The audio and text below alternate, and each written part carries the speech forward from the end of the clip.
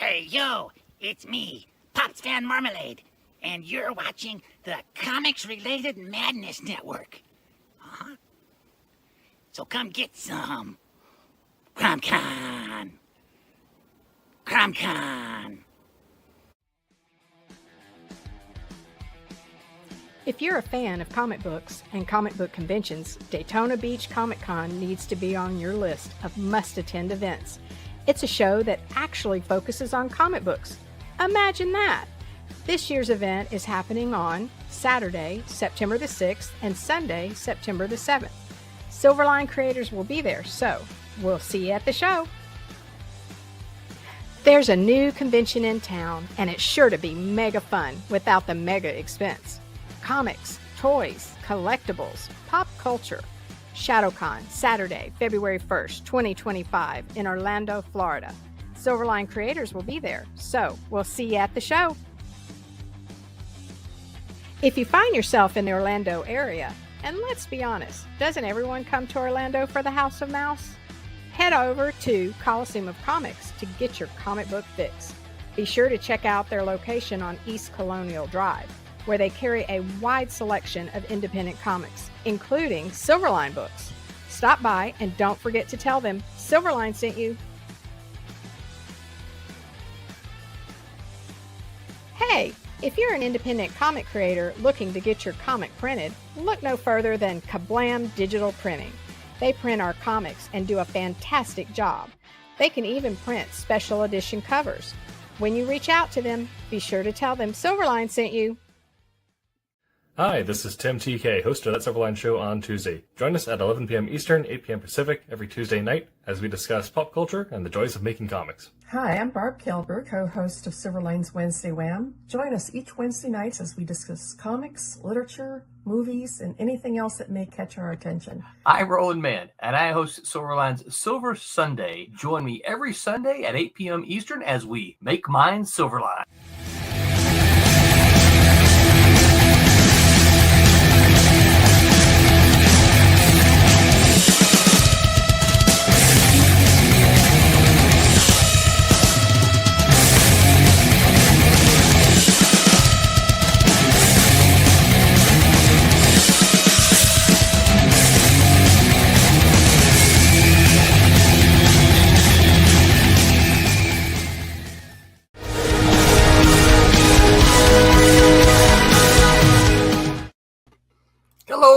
And welcome to I got a frog in my throat. Sorry about that. Hello, everyone, and welcome to Silverline Silver Sunday on this Sunday, April the 6th, which happens to be the birthday of both my mom and my daughter. So I know that there's a very slim chance that either of them are listening right this moment, but if they are, happy birthday to you both. A cool fun fact. Also, the birthday of my grandfather and his twin sister. They're no longer with us, unfortunately, but April 6th was apparently a popular birthday in our family. So yeah, that birthday. Happy birthday to them. Thank you. Most definitely. That's right. So I am your host. I'm Roland Mann, and I am joined, as usual, by Roberta Conroy, who's the human digital color supreme. Hello. How you doing, Roberta? I'm good. Good. How's this Sunday treating you? So far, it's nice. Yeah, you probably got good weather out there in sunny California, don't you? Yeah, it's a little odd. It was spotty, rainy once in a while, but wait. It's been good. Rain in Southern California. That's it's rare. Hot. Then we get a little system, and then it dumps on us, and then it goes away. It got up to 89 degrees here today. That's hot. Yeah, that's 89 in Florida is a very different 89 than California. So up there he is. Look at him. He's crawling in here, and we're joined by Tuesday night regular Jose Fuentes, who is the slinger of inks. I am. Say hi, Jose. Hi everybody. Hey, it looks like you're out on your back porch. You ready to go swimming? The kids were swimming this weekend. My son went to help one of my friends and like mow his grass and everything and clean up his yard for some extra spending money. And I evidently, as soon as he got home, he dove right into the pool. Oh, really? That's Yeah. nice, isn't it? Yep. Our neighbor has one of those, and so we get to hear them swimming frequently. So Right. All the fun. yeah. We're also joined by our special guest tonight, Mr. So Dan, how do you say your last name? It's Sehn, just the H is silent. So, Okay. yeah. That's what I've been saying. Dan Sehn, who is of Argo and Thunderzone Comics. Say hi, Dan. How you doing? Good to be here. Good to see Jose again because I was on Yes. their show and Oh, that's right. talking weightlifting with Tim TK and That's right. Yeah. Did we get any new shoes since then? Oh yeah, you That's know right. they don't stop. They don't stop.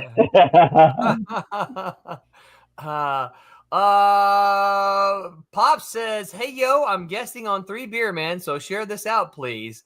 Yeah, Pop, so you're guesting, Pops. Does that mean you're a guest on the show? Let us He know. is a guest on 3. Oh, well, there you go. See, Jose knew more than I did. Not unusual though. All right, let me see if I can't find this. We're going to talk to Dan tonight. Dan's got a campaign running, and we're going to ask Dan all about what he's got going. But also, we've got a campaign going. So let me find that. And okay, there we go. Here's where we are, y'all. We are at 1342. We've still got 14 days to go. 32 backers, right on. That's 2 more than the last time I saw. Yep. So we've got stretch goals, y'all. We're pretty close to this first one at 1,500. All the backers, whether you got the physical or a digital reward, are going to get a PDF copy of the plot. You know what? I had it here.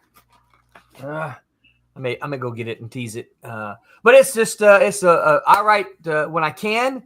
When the artist is up to it, I write in Marvel style. I absolutely love it. I think it brings about a great final product. So I'm a big fan. So all backers will get a PDF of that. At $1,700, all backers of physical rewards will get a 2-sided bookmark, and you can see the images there. And we've done bookmarks in the past, and I got to tell you, they are really, really cool. See, actually, you can't see me real well here. Hold on a second. So I actually keep everything we've done here in a paper clip because otherwise I will lose them. But see, we've done some really cool bookmarks here in the past. Yeah, we decided we'd start adding on text there. Sheck says keep reading there, right? And then here, Twilight Grin, of course, says sleep is overrated. Keep reading. And of course, everyone knows Demon. Demon says, you're quitting there? Sure, I'll save your place, wimp. So these are just these are actually the other way. Other right? way. Yeah, thank you. This was for the rejects, and then Sniper and Rook, which I really hope we get to see the second issue sometime soon. And then another one for Trunks. You can't stop reading on a cliffhanger. How could you sleep? And Divinity, she says, reading is good for your brain. Right. And then this one again. Oh, this is one of the before we started doing the whole 2-sided ones, we did this one, right? And this is one of our very first. I love that one. Yeah. So it's also 2-sided with cat and mouse here. Nice. So How do I get back here? Yeah, that's not what I'm trying to get to. There's what I'm trying to get. So that's what we can get if we can get 1750. Everyone who has a physical tier, we're going to get a two-sided bookmark, and you can see those are the two sides right there. And then at 2,000, we're putting together an Indie Comics digital pack. We haven't added those covers yet because I'm kind of still asking a few folks. But let me tell you some of what we got. Desktop, Indie Stretch, Vipers 1. We've got Arthur, Volume 2, Number 1 from Cosmic Comics, our buddy Martin Piero of Cosmic Comics. We've got Guano Guy. This is issue number, I think this is number 1 from our, Adobe Photoshop is opening. From our buddy Mark Darden, who has said, yeah, you guys can use my book in your indie bundle. Sorry, this is Guano Guy number 3. This is not number 1, but it doesn't. You're gonna like it still. Mark's Guano Guy is very funny content. We've also got I can't read some of my initials. Oh, of course, Man in the Mask, Emerging from the Shadow, part 1. Yes. Yep. We've got Violet Rising, number 1. This is from Tony Petrie. We're going to add all of these to the site. I'm just kind of going over these. And we've got, of course, Dan gave us Pickle Man, number 1 from Argo. And then from our buddies over at Redbud Studio, we have Secret Agent X, number 1, and The Spirit of Route 66, number 1. So that's all of those are part of our indie digital pack. And then at $22.50, we're going to do a signature card. You know, it's been probably about 2 years since we've done one of these. It's been some time. What we have to do with these is we have to get these printed up, and then we send them one at a time. Not one at a time, but we send the bulk, one creator at a time, and then let them sign. And then those will be included with the physical rewards.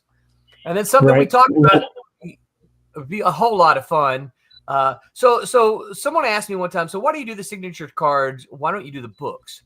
And I'll be honest with you guys, a lot of that's just boils down to cost.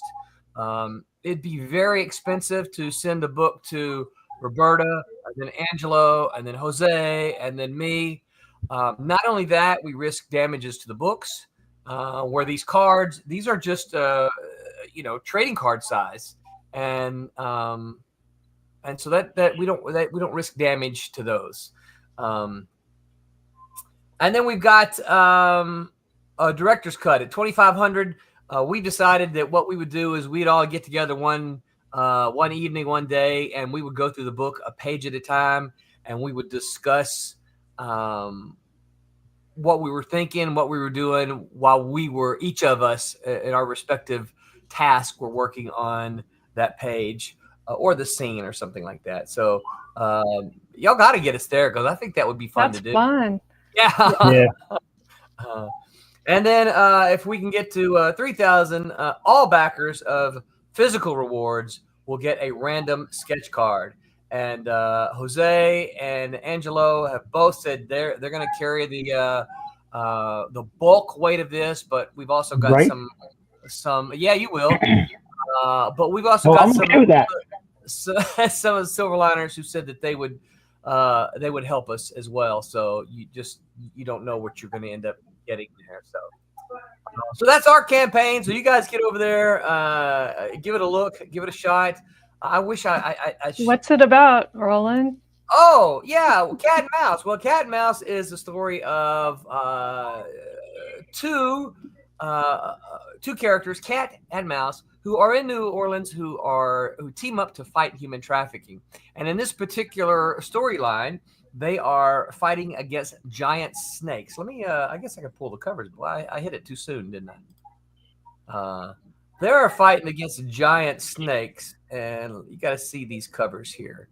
These covers are awesome. Let me see if I can. There.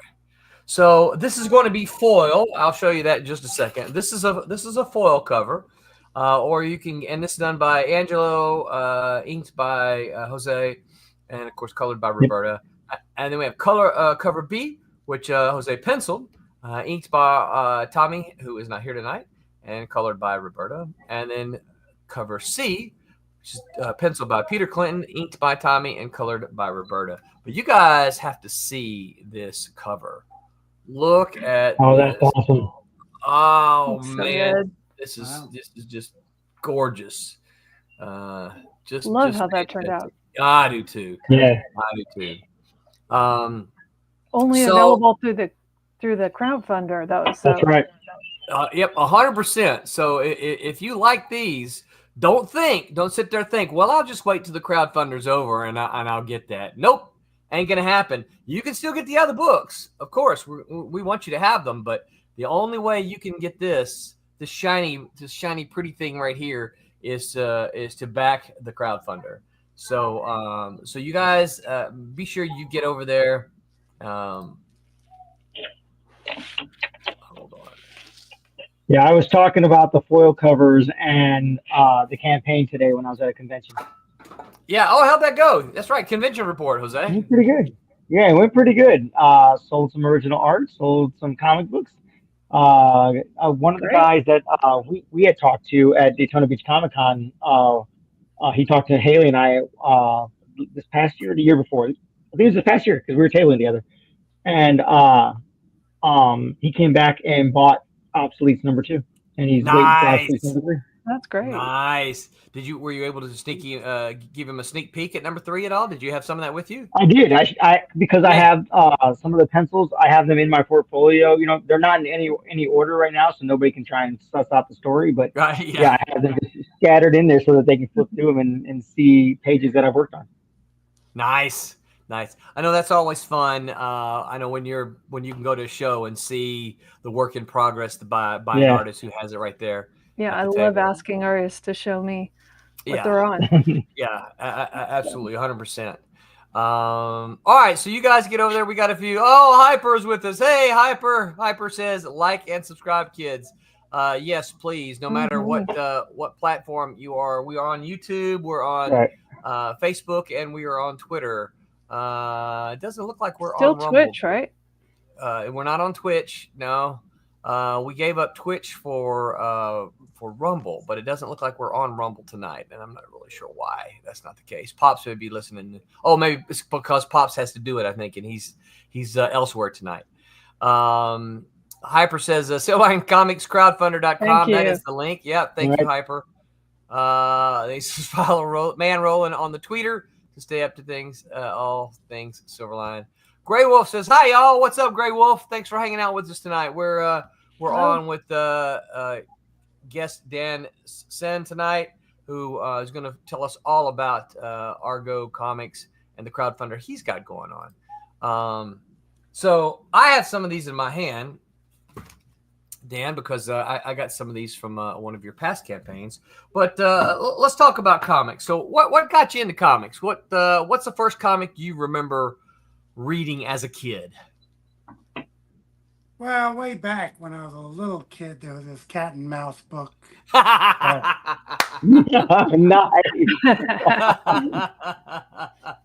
Yeah. Well, maybe not. No, maybe I was a little older by then. I don't know. I have a few physical copies. Oh my gosh! Yeah, look at that. Look at that. Oh. Nice. You're not the only one flinging physical copies here. Right. All right. This isn't the Love Mitch that you Bird have that. This isn't the Mitch Bird old school cat and mouse, but No. I got the new ones as well. Actually, I thought I'd meet Thomas Flormonti here after He might 15 come. years of knowing him and never interacting. Because, of course, works for the printer. If he doesn't show up, we might get a Flormonti flyby. Yeah. Those when Tommy can't make the shows, he will often not always, but he will often just pop on his phone and join us for a few minutes to say hello. We have called those Flormonti flybys. Flormonti flyby. Yeah, so we might get one of those tonight. Yeah, well, real quick, Hyper says, Dan, are you on the Twitter? Are you on Twitter? That's not Twitter. X, Twitter. Thank you, X, Twitter. Twitter, X, that thing? Yeah. Yeah. What's your handle there so folks can find you? Let's see. I'm either Dan Sehn or I'm Argo Comics on. I know Argo Comics and Dan Sehn, two Facebooks. Argo Comics on Instagram, Argo Comics on YouTube, and X. I believe it's either at Dan Sehn or at Argo Comics, one or the other. Yeah, I found you. You're Dan Sehn, just at Dan Sehn on Twitter. I still can't call it X. I don't. Yeah. I mean, I get it. I know that they rebranded, but I still just call it Twitter. I think everyone does. Yeah. I mean, you're still tweeting, right? Everybody still tweets. We don't suddenly say, "Oh no, I X'd today." That sounds really weird. You have to say I Z'd. I Z'd with an X. That's even worse. I just Z'd it out for my new comics. All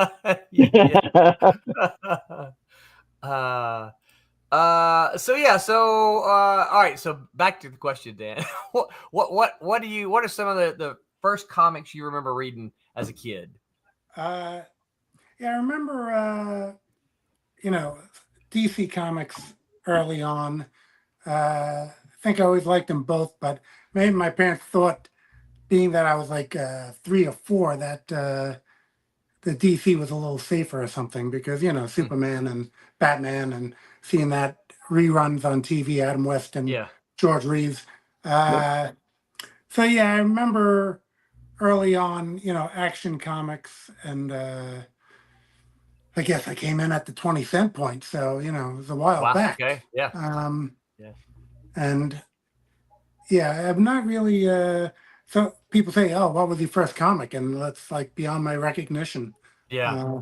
All right. So let me revise the question a little bit. What's the comic? What comic was it that made you say, you know what, I kind of like to do this. This is a cool comic. I would kind of like to make my own comic.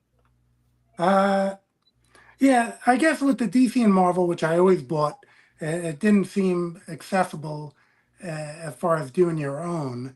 But maybe by the time that, going back to those original Cat and Mouse, like I said, and like Greater Mercury, Silverwolf comics, it seemed like, hey, wait a minute, if those guys can do it, I can do it. Yeah. So, and I was really rabid about not just the big two, because again, I had, even at like 12 years old, I had a lifetime of Marvel and DC. So when I see some of these other companies, which a lot of them, I think 86, so that's more like, a little older, that there was that black and white glut or whatever they say. Yeah. I call it the boom. Yeah. The boom. Phase 1 phasers from AC Comics. Yeah. Phase 1 from Victory Comics. Retrograde from Age of Heroes. So they were all these little companies that I was, getting down with and enjoying their whatever they were putting out. And so you really did read the original Cat and Mouse? Oh yeah, sure. Okay. Yeah, I mean, like great. I said, that's where I said, hey, that's Mitch Bird. He's like doing something. Your stories were great. His art was great. So I mean, the original books and the Demon spinoff. With Paul Pelletier. Yep. I mean, that was the thing. Like some of these artists, Paul Pelletier on that, or Dale Keown on Dragon Force, or Dragon Ring. I would have friends who had just been following Marvel and DC, and I'd be like, this Dale Keown, he's great. And they'd be like, he's not doing Daredevil or anything. He's not Frank Miller. And I'd be like, expand your horizons a little bit. That's right. Yeah. Yeah. Same thing with Mitch. I thought that was great art. So it didn't matter to me that it wasn't, the Fantastic Four he was drawing. These were great stories, and it was great art. Yeah, well, I appreciate that. Hyper says Dan is now found and followed on the Twitter. So you got a new follower. Much appreciated. Much appreciated. Thank you, Hyper. And then he says, Greater Mercury and Silverwolf. Now I know Dan is a true indie comics fan. Yeah, you got to. I really dig in with the meat and potatoes of the indie Right. superhero scene, but I went in, other books like Love and Rockets and Cerebus and all that. Yeah. I didn't just, pigeonhole myself. I do enjoy, I guess, the superheroes mostly, but I do like variety of books. Yeah, yeah. And the '80s, I think, was a great time for independent comics. There's just so many quality independent comics, and you can find most of those in the dollar boxes these days. That's what's a shame, is that you could put together a whole run of the Elementals, or which I was a huge fan of the Elementals. I'm drawing a big blank now. But Kamiko did a lot of stuff. Yeah, they had the Strike Force America. That was Strike Force America. Yeah. So it's pretty funny. So a true story. So I was supposed to write the Strike Force America, and it came out, which I didn't know until a few years ago, and someone showed it to me. Not me, not anything remotely about what I had done. But I found an ad in an earlier book that advertised me and the art team that was supposed to be with it, but it never came out. It never happened. Yeah. So that was I was because they're the only company I've ever worked for that still owes me money. Really? And I'm happy to go on record, on the air, or whatever. Anybody who's considering working for a fellow by the name of Andrew Rebb, don't do it, because he still owes me for the Strike Force America script, and the last script of Vortex that I wrote for him, and I know he still owes Ken Branch money. He may even owe Steven money. I'm not real sure, but he owes a lot of people money. Most of the other independent folks that I know, they may not have been paid very much, but they were always, here's, we said we'd pay you, $150. Here's your $150, Right. But power on. Did y'all hear that? That's funny. Yeah. The internet heard that. my Bluetooth speaker went power Talking on. to you. Hyperpotatus is Vortex, and you know what makes me sad about Vortex? It was never finished, and that depresses me. Hyper says the '80s was my favorite time in comics. I don't disagree with that. We got a KC White Riot here. He says, I made it. KC, thanks for hanging out with us. Appreciate you hanging with us. Hey, if you got questions for Dan or any of us, really, post them and we'll ask them. It says the best superhero in the '80s was Spaceman Spiff. Well, now that was Calvin and Hobbes? Yeah, Calvin and Hobbes. Nice. That's funny. All right, so Dan, so back to you, questioning you here. Before I monopolize the conversation, Jose, Roberto, y'all have questions you want to ask? Eventually. Okay. I'd like him to talk a little more about his new work. Okay. And what his campaign is right now. So before we get there, Dan, what was you were inspired by a lot of the '80s comics, independent comics. You decided that you were going to dip your toe into the independent market. What did you do? What was your first book? How'd you get there? How'd you make it happen?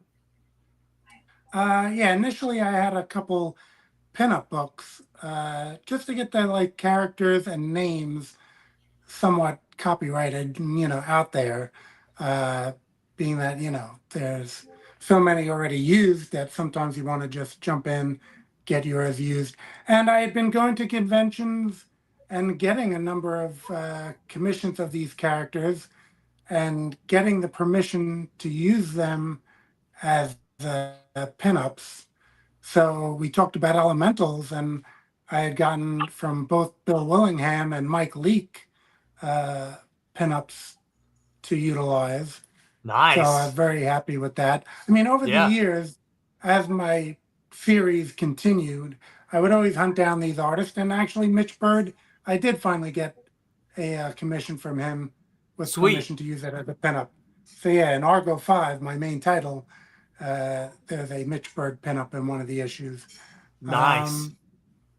Yeah, so I mean, now, I see Mitch by chance? Was that? Where did you see Mitch by chance? He doesn't do a whole lot of shows. That was through an art dealer. I got you. All right. Yeah. Some of these eventually became online commissions that I was hunting down. I'd gone to those couple pinup books, and then I had the Argo Comics Anthology, which was a 6-issue series where I kind of introduced a number of super teams. I've always liked the super team aspect. Like even growing up, Justice League, it seemed like if I couldn't afford buying Batman, Superman, Flash, I can get them all at least in this one book. Space. So I had a number of those, and then Argo 5, which was my main title. Last week, issue 46 released, and marching on towards issue 50.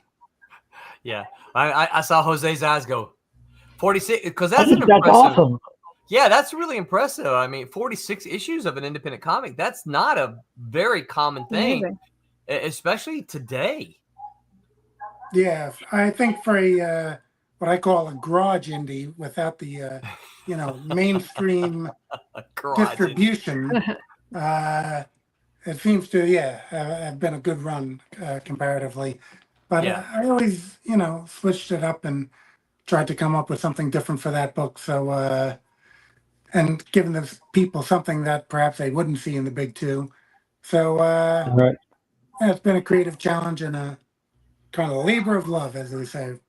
Now, do you have an end point? You're like, hey, I'm going to make it to 100 issues. I'm going to make it to 300 issues. I'm going to make it to 50 issues. Do you have a target? Do you have a target for Argo? Well, I have 50 pretty much completed but not lettered.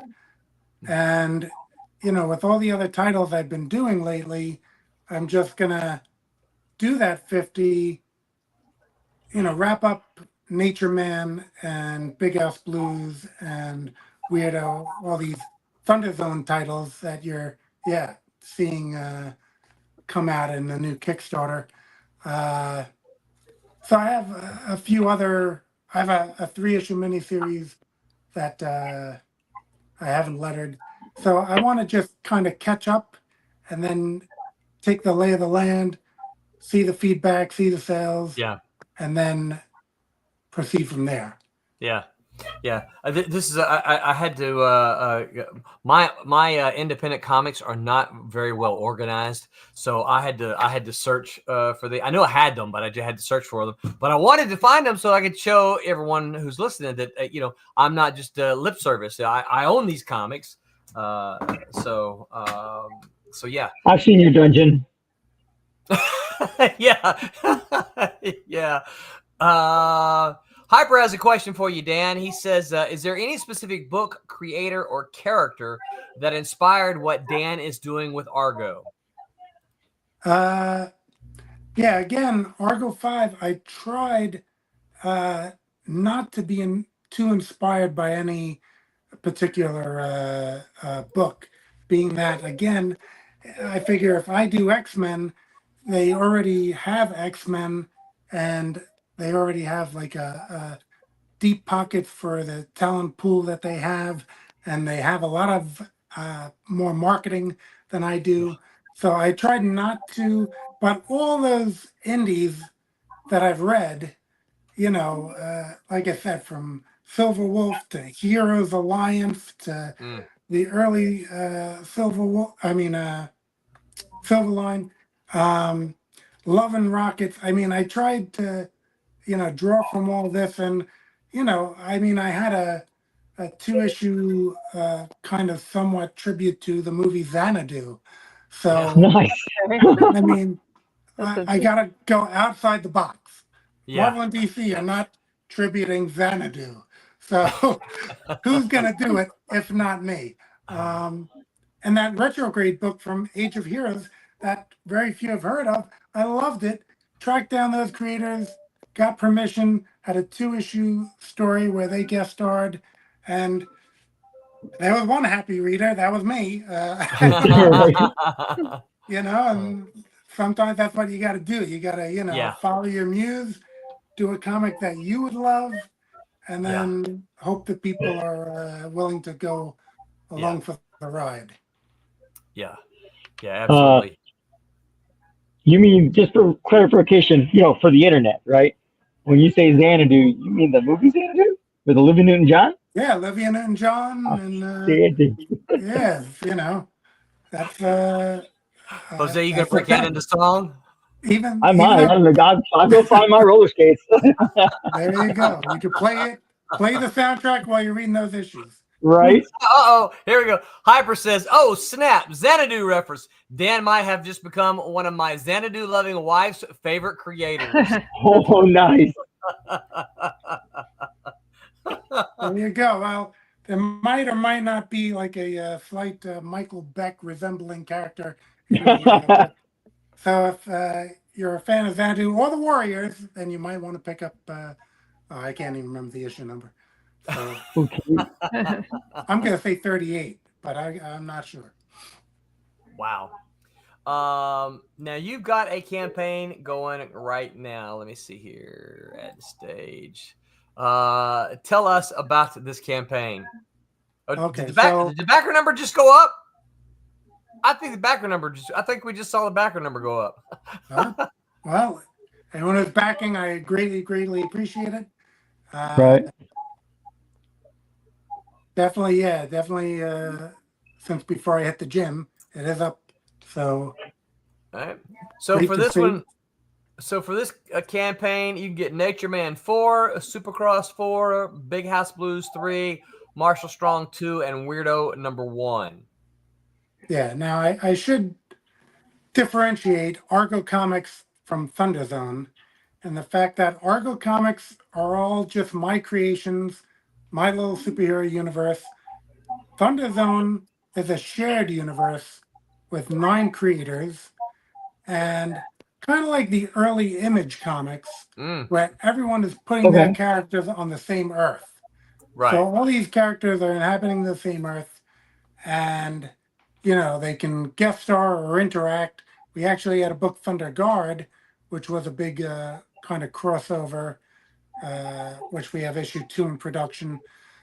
So these are not all my books. I have the majority of them on this campaign.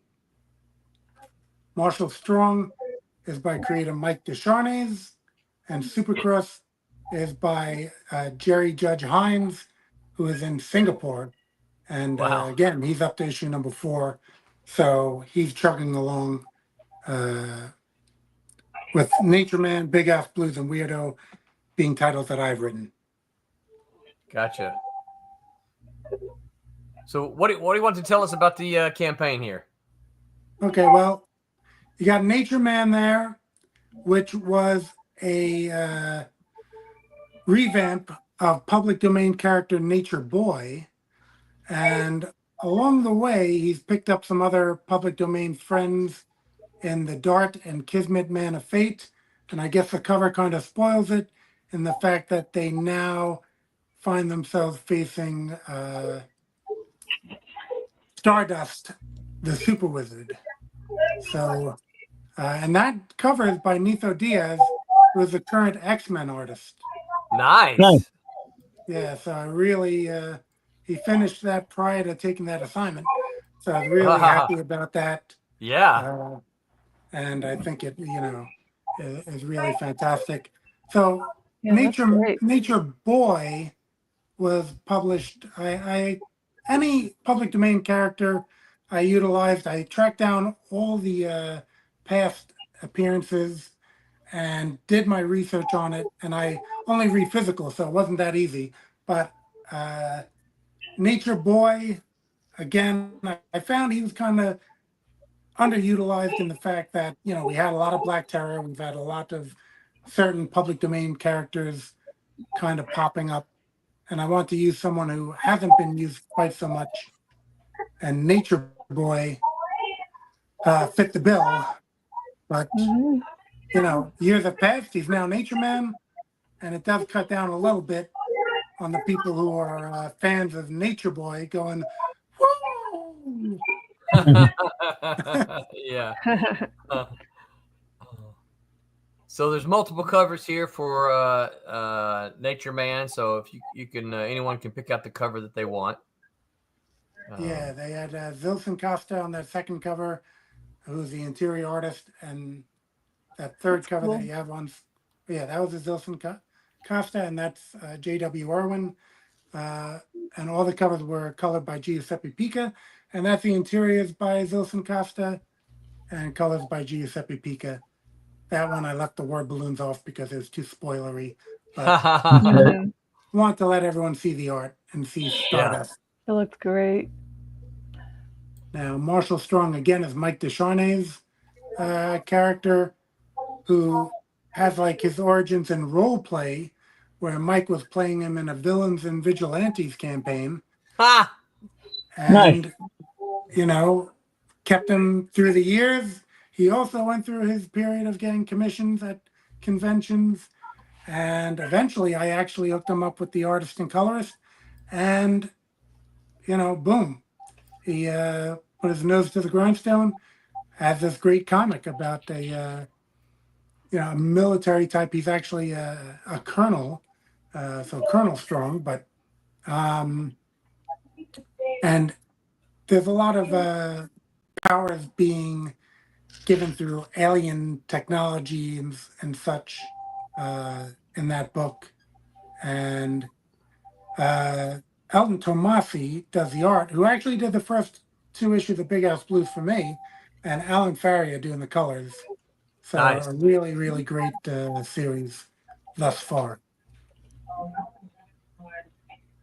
And those were 2 Nice. Elton Tomasi covers, and this is the J.W. Irwin cover for this one. The interiors here. Yep, give you a little interior peek so people know what they're in for. Right. Nice. I like it. Now, Big House Blues was basically my maximum security prison for supervillains with superheroes act as corrections officers. Ha! Cool. So, yeah, again, I was trying to come up with a little something different. I had a career in law enforcement prior to comics, and I had a lot of interactions with corrections officers and their customers, who I had to hand off to the corrections officers. So, yeah, I thought it'd be a cool concept. Mhm. That first cover was Ron Williams, the interior artist, and that is Vince White doing the second cover with Bruno Costa on colors. He's in the sewer on that one, maybe looking for turtles, I'm not sure. Yeah. Then we have a third cover where you can get your character or yourself in one of the Nice. prison cells. Again, that's not the final cover, of course. But Yeah. we draw the people in, color it, and people have a nifty little keepsake for that issue. Yeah. That's cool. That is Ron cool. Frere doing the art on that. And some interior. Ooh. Yeah. Now we have Supercross, which again is Jerry Judge Hines from Singapore. He had published this in Singapore, but no American release, so we picked it up and pretty much centers around these teen heroes, Singapore Sling and D. Tamask, who are in Singapore, so you get some of the local culture. They also have Mist, which is a kind of like a superhero street magician, and she's kind of international. doing performances, so she ends up in Singapore, and you have the B-Boy, and you have Clandestine, who made an appearance in a backup story we had in Thunderguard #2, and she's kind of like a agile fighter fighting with a mace, but she's also like a superhero expert. So she kind of is strategic in maybe getting the superheroes to use their powers in a way that'll defeat the supervillain due to her knowledge. And then we have a second cover by Dave Ross of That's nice. Marvel and DC fame. So yeah, it's a nice cover. Really nice. Yeah, we brought out some heavy hitters for the covers here, and you know, people can pick whichever cover they want in the survey. So, you know, you can pack for all 5 books. Survey comes, we have the covers multiple choice, and you just pick the one you want. I've done that on other books that I backed, where I just open the campaign page on one side, another window with the survey, and I just look at the covers and pick which one I want. Yeah. I like those. Yeah, and do you, as one who runs a campaign, do you ever find out? Oh, you know, I offered up, you know, these 3 covers, and I'm surprised a lot of people chose this cover, and hardly anybody chose this cover. Do you ever find that kind of? Yeah, it's always like a little bit of a feedback there on what people are liking and what they're not. You know, there are some people who you think will just go cover A, but then, there was a book where cover B kind of pulled ahead, and I examined it. I said, well, okay, what's going on here? Yeah. And, you know, use that, put in the back of your head for the next one, that maybe this type of cover people aren't digging. Yeah.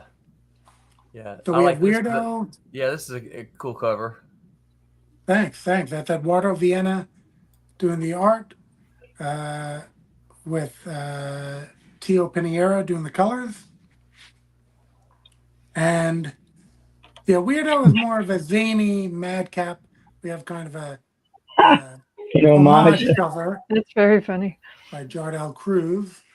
But yeah, he's a little more of a wacky character. And again, while I don't try to like copy anything or whatever, I did really like the Freakazoid cartoon. And like, you know, it went away and it's not represented anywhere. So, you know, I tried to inject a little bit of that flavor into this, but, you know, people won't like really like build that correlation on their own, because it's not heavily influenced, but there's a touch of that. Right. So an influence. Yeah. And then I have a custom cover for people who want to hang out with Weirdo and get weird. Funky like a monkey. Yeah. And and this was written by you. That's written by me. And we have this framing story with him fighting some zombies, but in the middle of that, we'll have a flashback to his origin. So cool. And Eduardo Viena did draw Thunderguard as well. And you mentioned Tony Petrie in your bundle, and we produced for Thunderzone. He has a public domain, Owl, the Owl, and Angelfish, which is not a public domain, that's his own creation. So Owl and Angelfish book that we produced for him, because Thunderzone also acts as a studio. So we've made about 5 comics for other people, with myself as editor. So I help, the writers. Sometimes they're inexperienced writers. They don't even have it in a comic script form. Yeah. So I kind of break it down to panels and work with the artist and give them direction. And Tony has that Owl and Angelfish. It's going to be, we have a separate line that's Indie Planet, but we have a separate line that's Kickstarter. So you don't find both the same books on both platforms. It'll be in the Indie Planet Thunderzone Zone store, and we're actually going to we're in pre-production for the next issue of that Violet Rising, which is part of your Sure, yeah. bundle. So Violet Okay. Rising 2, which I've is even in got- Zone. I've got the hard copy of that one over there in one of my boxes too. Yeah. Yeah, here it is for me. Yeah, sure enough. That's cool. I got Tony signed it for me. Tony's doesn't live very far from me here, so. Oh, okay. Yeah, I'm up in the Panhandle, so I'm not near you guys. But wait, you're in the Panhandle? I am now. Yeah, formerly of New Okay. York. Now in the Panhandle. Wow, so I'll probably bump into you sometime then. I remember you being up in the New York area. Yeah. Oh, very cool. Welcome to Florida. Thank you. Yeah, exhibited at New York Comic Con. I've yet to hit Pensacon, but that is in the neighborhood. So, well, I'll turn you on to the folks who run Daytona Beach Comic Con. It is a comic book convention, as you've seen probably if you've seen our show at all. You know we promote them. okay. If you like old school Comic Cons, this is one that you would like because it's all about comics. Yeah, and I know you one time collaborated with Stephen Butler. He's been in the shows in my area, so he must be around here as well. Mhm. Yeah. Look at that. Even Hyper says, "Hey, Panhandle. Now I have hope Dan comes to Infinity Con in Tallahassee." Nice. You know, Yeah, here's the thing. I will say, I'm going to say good luck with that.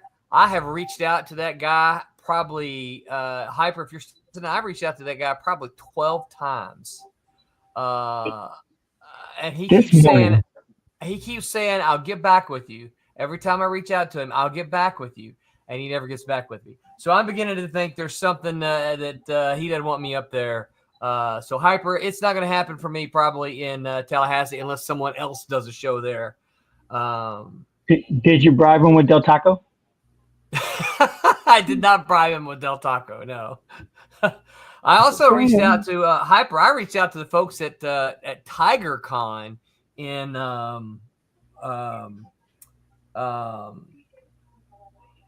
Valdosta. So, Hyper says I've heard it's hard to get a response. So, I'm not sure what else I can do. So, so Dan, if you can get to Infinity Con, man, good luck to you. More power to you.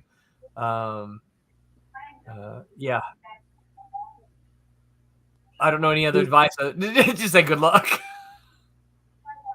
Yeah, well, no, I've been laying low a little on the convention scene, trying to get a lot of work done. Yeah. So, and the tables aren't cheap these days. So no, they aren't.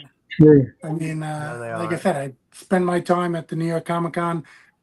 Tough to cover a cost on, with indie comics. Yes. I had seen an indie creator who, he just had covered his banner of his creator-owned characters with prints of corporate characters. And that's what people are digging at those cons. It's a kind of a celebration of the big characters. Yeah, we're not fans of that here. Yeah, no, I hear you. Yeah. I mean, I won't say no if I get invited. Well, yeah, of course. Yeah. Just saying. Oh, yeah, but, if I get invited, that's a whole different thing. Yeah. Well, you know what? Shoot. Hold on. Let me go back here because I didn't get you to. No, I didn't get you to. Finish that off. Talk about the different rewards here. Okay. So talk about the rewards. Obviously, there's the digital one here. Digital of each book, physical of each book. Save a little money by digital of all the books, all 5 new books, or all 5 in print. And the added bonus of that is you're saving on postage. Yeah. Because a lot of times, if there's a campaign for one book, and, I was just looking at a book before, $10 book, and they wanted $10 postage. And, now you're up to 20 on a single book. And if he puts out 5 books and you're doing $10 postage each time. It's kind of adding up. So I take the opportunity to have the 5 books, and it's less than $10 for my postage. So I don't know what he's using, if he's feeding his horse and delivering it on horseback. And oats aren't cheap. But I mean, Casey Whiteright said he wanted me to go there in a DHL suit to hand deliver the book he backed. That's right. Oh, that's right. He's the one who wanted you to hand deliver it, wasn't it? Yeah. Now, Dan, so like this is Nature Man number 4. Let's say because I've got one in my hands here. This is issue number 1. Let's say I want to get issues 1, 2, and 3. Can I get that here as well? Those are all on add-ons. So yeah. Okay. The add-ons have all the past issues, digital and physical. And we do have, for someone who's new to Thunderzone, we have digital all the books and print all the books. So that's all 23 releases we've done so far. You can get it all in one shot. And again, that's a little bit of a money saver. I think we had an image that you had up before that was just, it's all the covers showing that what you're getting, which again, you'll have Nature Man 1 through 4. You'll have Big House Blues 1 through 3, Supercross 1 through 4. We had a number of books that, again, even the Indie Planet releases, we have like Chronicles of the Metaversal, which is created by a character who's actually a pro wrestler in Singapore. So he has his own book. Yeah. He has his own book with his own character who's a wrestler superhero. And we had that on Kickstarter, but that was before we decided to differentiate the 2 lines, the Indie Planet and the Thunderzone Kickstarters. But they're all still in that same universe. Yeah. So there's a lot of add-ons here folks can get. Yeah, I mean, most of the covers, again, you can just kind of pick them in the survey, but we did start adding by request. Some people just wanted to get one book, get all the covers. So to make that simple for people, started adding the variant covers in as add-ons. Yeah. I did that for the other people's books. Still have to do it for my own. Right. I put the other people first ahead of myself. There you go. That's right. Yeah. This is cool. It's so all of you out there who are looking at this, this is Thunderzone Comic Strikes Back. I'm gonna put the reward of the link here in on all of our channels so that you guys can find it. All right, you should see it all there now. Yeah, so go over there and take a look at Dan's campaign. Dan's been doing this. Dan, here's a question we got to ask you. Do you have any unfulfilled campaigns? No, I never launch a campaign Never. until the other campaign is at the printer. So Yep. I had Sorority of Power, which I'm up to issue number 16, and we had a trade of the first 5, plus that 16 was Kickstarter exclusive. And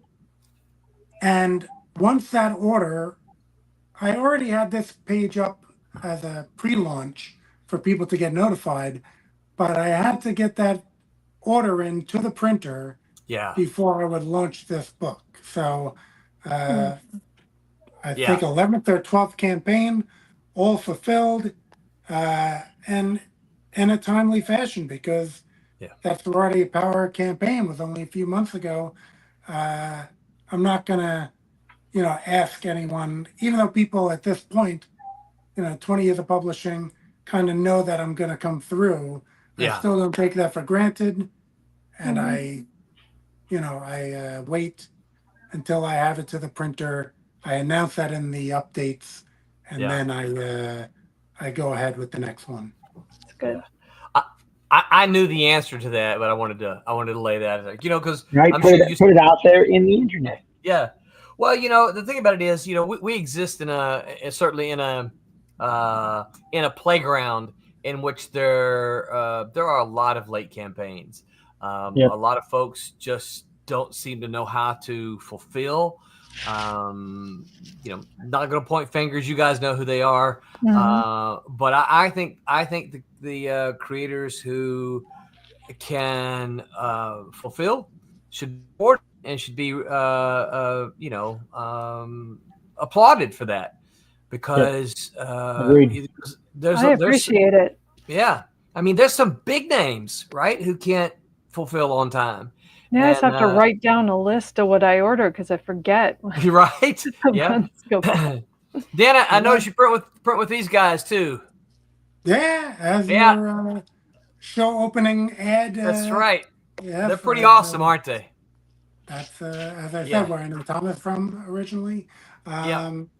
So we've exchanged messages where I'm asking, can I get another cover for this book? But no verbal interaction.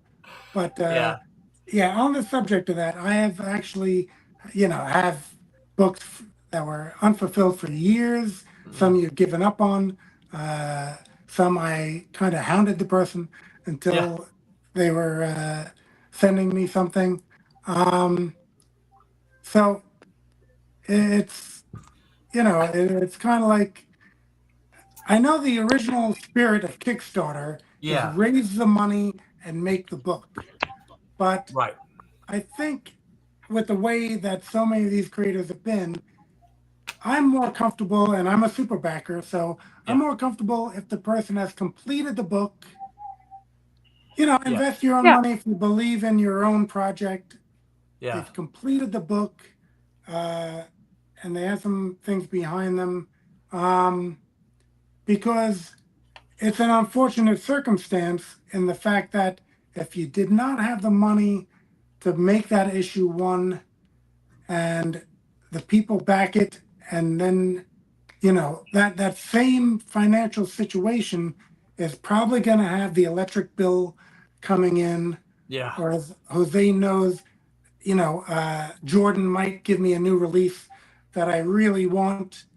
And so I'm, heading up Sneakers app and getting those. And before you know it, this money that, and I'm amazed when I'll see an update where the person says they're going into their own pocket. We backed you. You're not going into your own pocket. Yeah. Now you are, because you used our money for something else. Yeah. But, if the books are complete, that money comes in and your order is going to the printer pretty soon. It's not sitting around where, it's going to end up leaking into, some other expense. Yeah. Well, and you mentioned to being a super backer. For those who might, you held some up earlier. Dan has been a frequent backer of our campaigns as well. I know I see your name, popping up on a lot of our campaigns, and of course I saw Cat and Mouse 4 there. So I see a Champion Miss Fury there too. Yeah, I think so. Yeah. The holiday special. Yeah, that was two colored by Roberta. Yeah, that's right. So I 40 there as well. Yeah.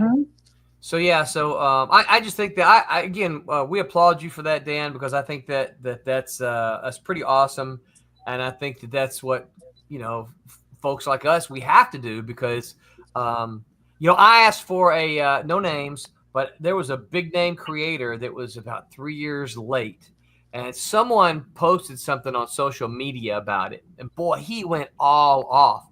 And he said, if you want a refund, contact me on the platform and I'll give you a refund. I've never asked for a refund before, but I decided at 3 years, you're a creator, you're a big name creator, and you're announcing all these other projects that you're doing. Oh, I'm so excited. I got this assignment, blah, blah, blah. Well, what about the one I gave you money for? Right? And I actually asked for my money back. And, they did refund. They did refund it, but I've only ever asked for a refund on one campaign before, and it was from a big name creator. So 3 years is hard. That's a long time. It is. Yeah, no, undoubtedly, 3 years is. I don't think I've gotten. One time, maybe I backed. I backed an Indiegogo because Indiegogo they stay up there forever. Yeah. And then I had looked in my history and found that I had already backed the project a couple of years ago. You're going to back it again? Had to cancel out the new pledge. The first pledge went unfulfilled. But the relative amount of money compared to my biggest loss, which was a Shocker Toys, getting the pre-order of one of their line of figures, and anyone could look up Shocker Toys scam or whatever in your Google, and you'll see there was loving indie comics. They had a lot of great indie characters that they were supposed to produce action figures of. Ordered the whole line, and I think I remember that. They really played a lot of games. I'm not a toy guy, but I do think I remember that campaign. They changed the name of the company, and then the new owner, who was the owner of previously, still was saying, "I'm not responsible for them, but I'll try to come through for you." And you're the same guy. We just changed our name. No, he had his partner who was out of it, so he was still the same guy. Nicholas says, "Make mine Silverline." Thank you, Nicholas. Absolutely. Thank you, Nicholas. He says, "As a creator myself, quote unquote, bigger creators are much harder to deal with." That's depends on the bigger creator. Yeah. I would say they're probably not all that way, but it is unfortunate that is certainly the case sometimes. But I always say, it's like my mom used to always tell me, take every one of them should be individual, right? Each person on their own. So, well, let's see. All right, Jose, Roberta, questions? Mm-hmm. Well, I had some questions about the art and your character design and what you had the most fun designing. Like, what I think, would you rather do villains? Would you rather do superheroes? Like, what really is your favorite go-to? Yeah, I guess the heroes are more, and even, I guess, maybe, let me think. There were even some grade school designs. We've all done that, where we had some grade school heroes. And I did kind of bring them into a story that was in the Argo Comics anthology. So I had the Freedom Troop, which were these characters that I created in grade school. And then a lot of even the Argo comics were created during junior high and high school. I had kind of just like a sketchbook where I was designing these characters. And then I guess it is fun, though, to make a villain because you want to create something that is, again, different from the hero.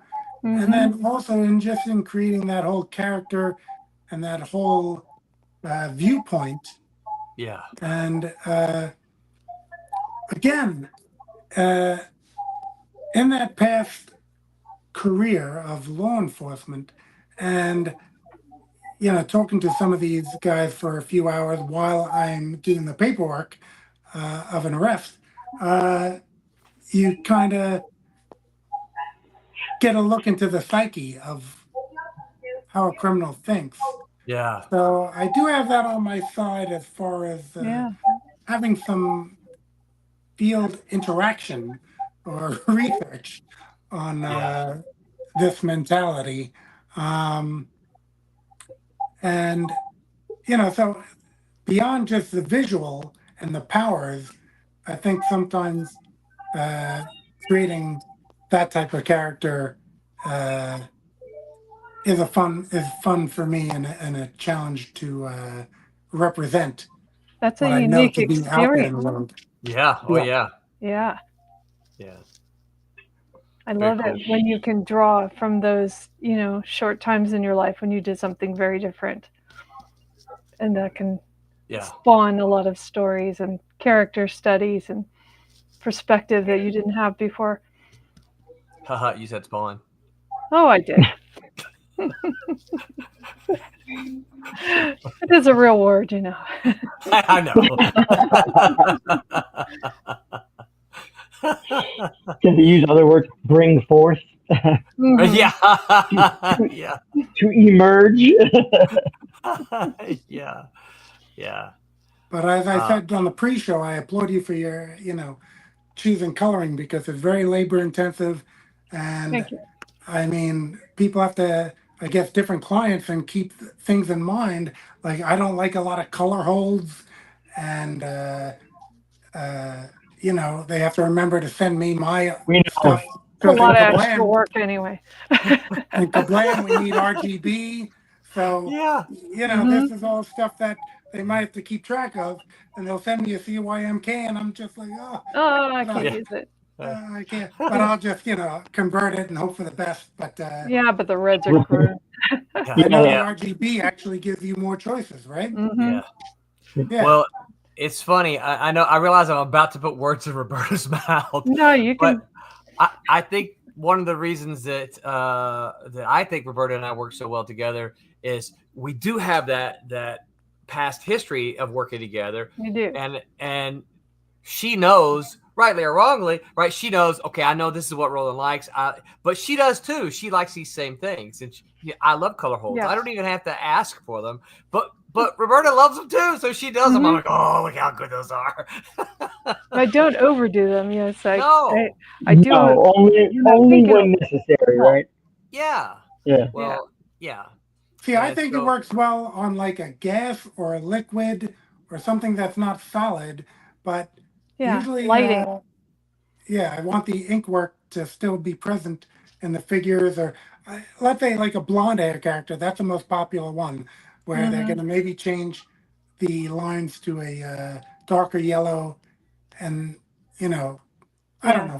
For myself, I like the black inks, and I just I just specify that, and again, longtime colorist who I deal with, it's all rolling well.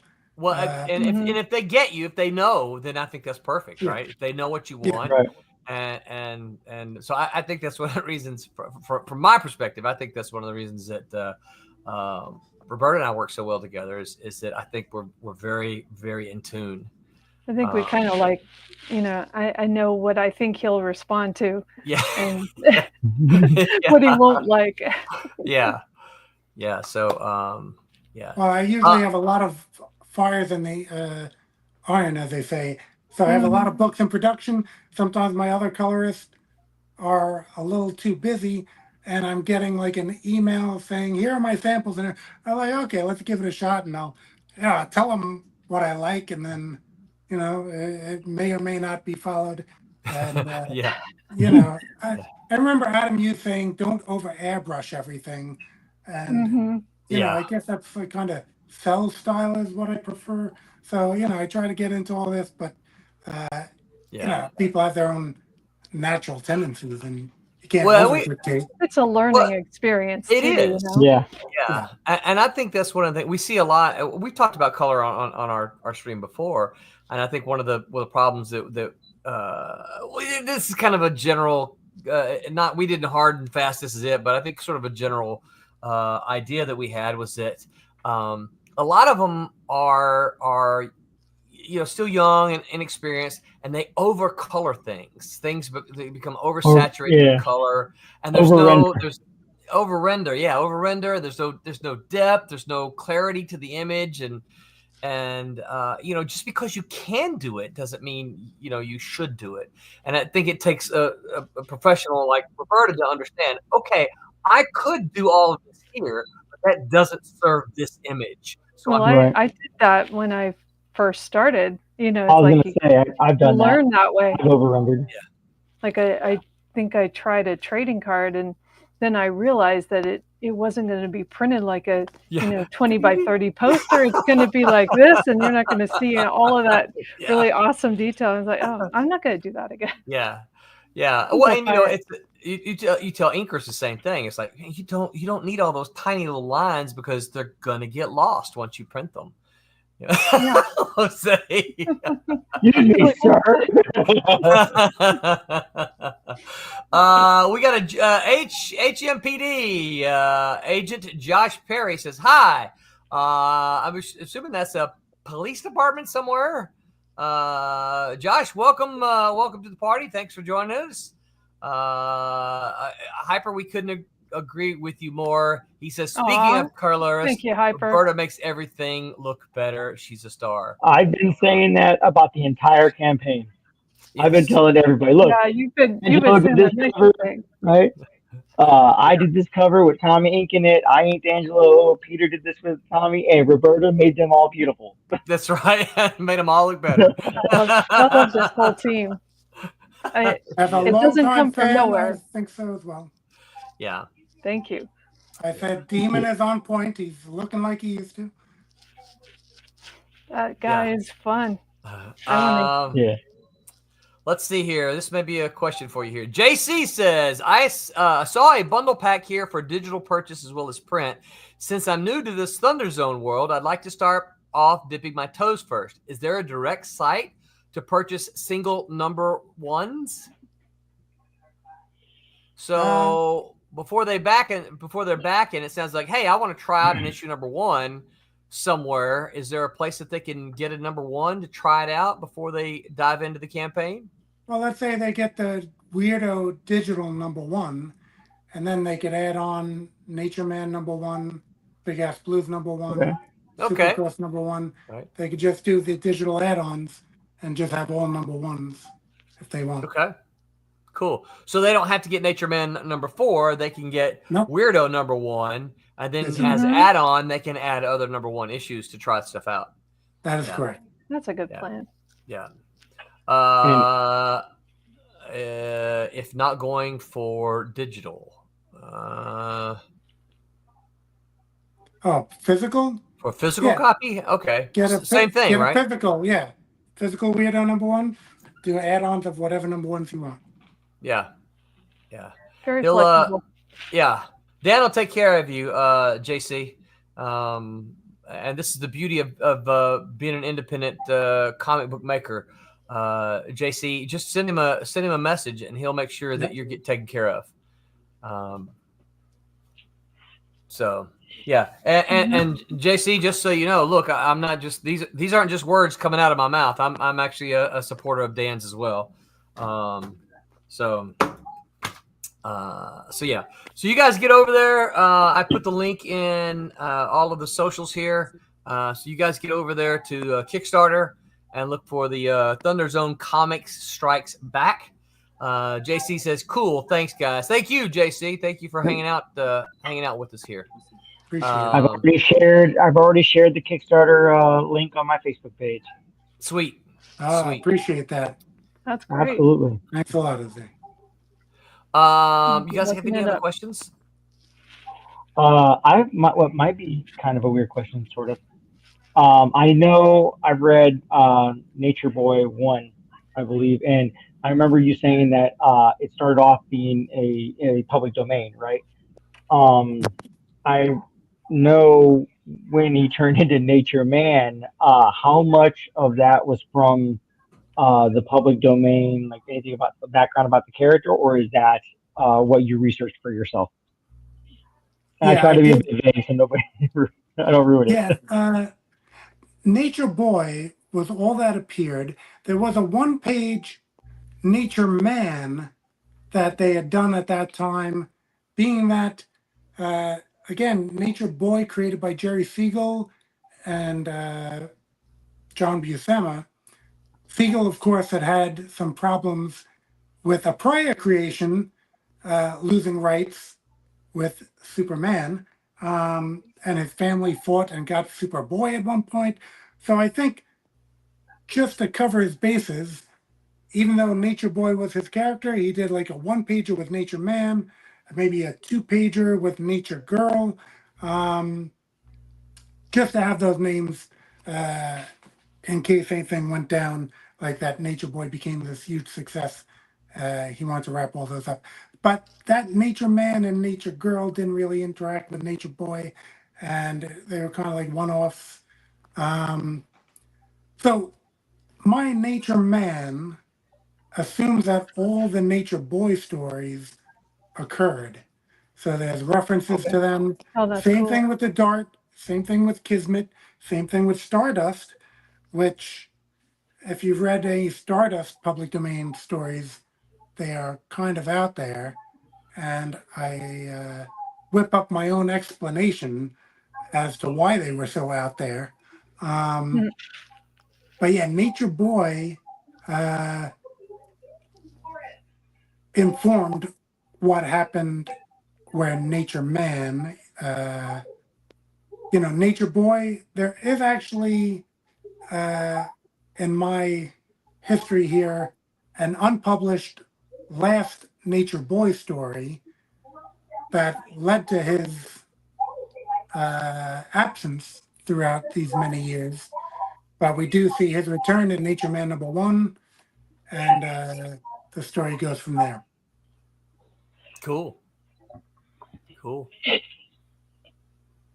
For everybody that wants to know, that indeed answered my question. Yeah, anything if not thorough. Correct. Hey, pick up issue 1, Nature Boy or Nature Man. Like I read it, I loved it. It was great. Yeah. Ah, Hyper says Jose isn't just a great artist; he's a human hype machine. Let's go, Jose! Woo! Yay. In fact, woo pig. He is. So, Hyper, thanks for the woo pig. In fact, my Razorbacks won today in baseball and won today in softball. The wife and I, Hyper, actually went up to Gainesville on Friday and watched the softball game. Watched the Razorbacks beat Florida. So it's been a good weekend for Razorback baseball and softball. Hyper knows I'm a Razorback fan. Well, if I squinch low enough, you might think I had a Razorback shirt on, right? I don't. I have a Silverline shirt on, but of course, Razorback red right there. Right. So half of my shirts half of my t-shirts in my wardrobe are Silverline. The other half are Razorback shirts. So I'm working on it. I'm working on my collection of Silverline shirts. Yeah. We got to find us another vendor. Our other vendor. All right. Not so much. Yeah. I'm trying to. Just didn't work out. So we've got to find us. We've got to find us another vendor. So. All right. Any final questions? Dan, anything we did not ask you that you would like to make sure is said tonight? Other than go back to campaign? Yeah, you said, didn't ask me my favorite Silverline title from back in the day, which is probably Cat Mouse, but Silver Storm is kind of up there as well. Oh, Cool. okay. So, Yeah. gotta give honorable mention to Silver Storm. I'll tell you a secret. You're going to see some of those characters return because Jose's probably seen some of it. Cassisi is working. Cassisi is working on a team up story for us that features Tempest. So, okay. Yep. So, we're gonna see those characters making their way back in as well. Okay, so not John Metch the third this time. This will be your own production. Well, yes, that's right. I forget. Yeah, John did some stuff, and he had this big thing planned. But he just, I think life has just kind of gotten in the way for him. So yeah, we are the Silverline team up. We're going to try to keep the concept, the idea going. kicking around some different ideas with it. Yeah, I've always liked. I was always a Marvel team up fan. Of course, I liked Spider-Man, but I love the idea of teaming up characters that aren't normally teamed up. So See, but I know about that John title because I'm no amateur when it comes to making mine Silverline. I'm heavy duty here. Well, thank you, Dan. Edwin Buzz Acevedo. Am I saying that right? Hey, Jose, how do you say that? Acevedo? He says, "Hail, peeps! Hey, Edwin, thanks for stopping by. And we're going to call it a night. Dan, hang out with us a little bit if you've got time. But as Dan said before we go, we like to say, make mine Silverline. Ooh, I like that, Jose. All right, good night, everyone. Where's the end of the stream here? Night. Good night. Night. Here we go.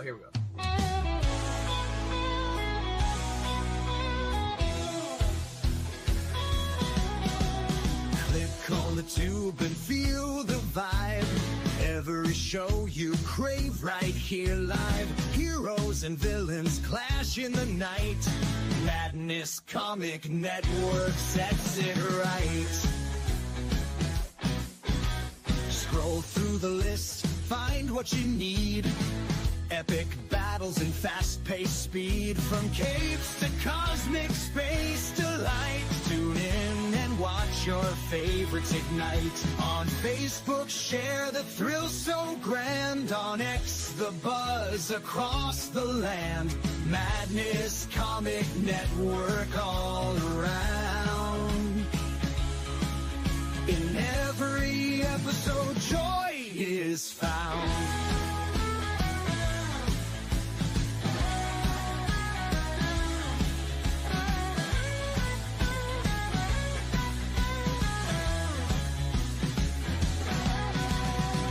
Uploads, they never end. Superheroes and their friends. Catch every twist and every turn. Madness Comic, you will yearn. Stay up to date with every twist. Madness Comic, don't miss a gist. From laughter to tears, every mood. Madness Comic sets the groove. Click that button and subscribe. Catch the wave and ride the tide. Join the fun, join the craze. Madness Comic brightens days. Hey!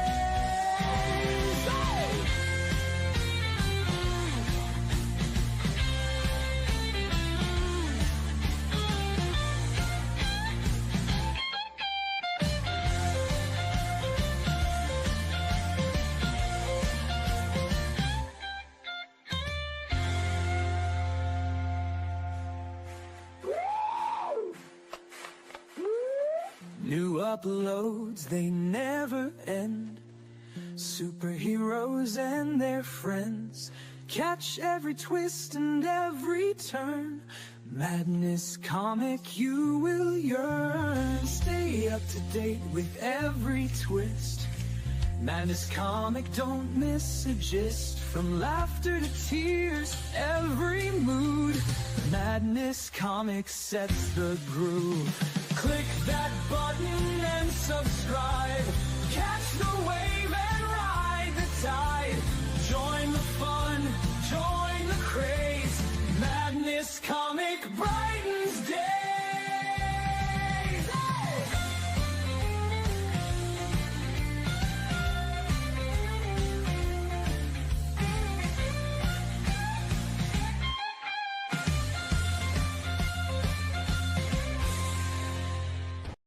Hi, I'm Greg Horn. Make mine Silverline.